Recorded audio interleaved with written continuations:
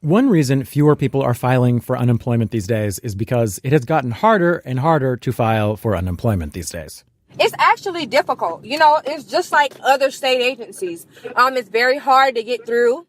Amber Gohagan lives in South Carolina. In 2013, the legislature there passed a sweeping overhaul of unemployment benefits, reducing the number of weeks people could be on unemployment and the amount they could receive. It's tough. In South Carolina, the max is only $326 a week. And obviously my bills keep going.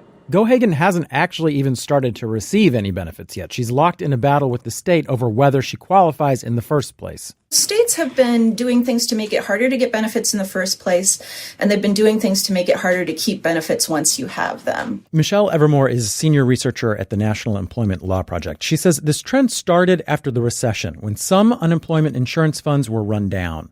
There's basically two ways to deal with a depleted unemployment insurance fund. One is just to fund the fund. But the second thing is to cut benefits. Some states have reduced the number of unemployment offices in favor of online portals that in some cases have proven dysfunctional.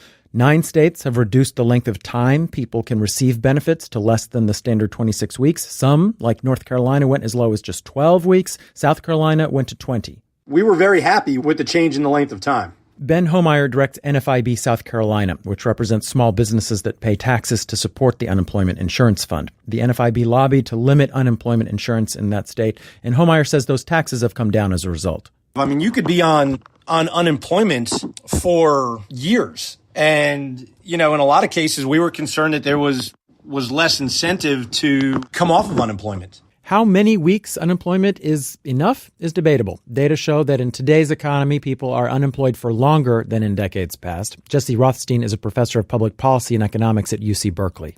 The approach that we've taken over the last 70 years is that 26 weeks is about the right amount of time in non-recessionary times. Longer when the economy goes south. The results of tightening unemployment benefits, making them less accessible, show up in the national numbers. Back in 2007, 35% of unemployed workers were getting benefits. Today, only 27% are. Fewer unemployed workers are even applying for unemployment to begin with.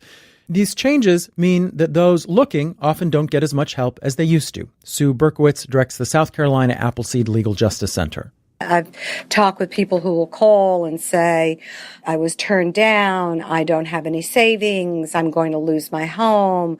Where can I turn? Where can I go? Some economists argue this will pose a bigger problem in the future when benefits are needed even more. Michelle Evermore with the National Employment Law Project. What's going to happen is we're going to wait until there's a recession, but it will be too late. It's possible that the federal government would step in were there another national recession, offer federal benefits, pressure states to expand theirs.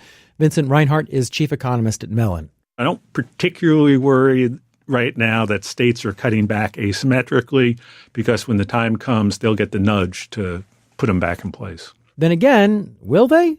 Jesse Rothstein at UC Berkeley again. In practice, those take a while, several months after it's really needed.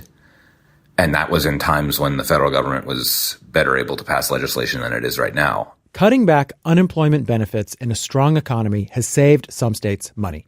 But when a new recession hits, that's where some people start to be afraid. The repercussions are unclear. In New York, I'm Sabri Ben-Achour for Marketplace.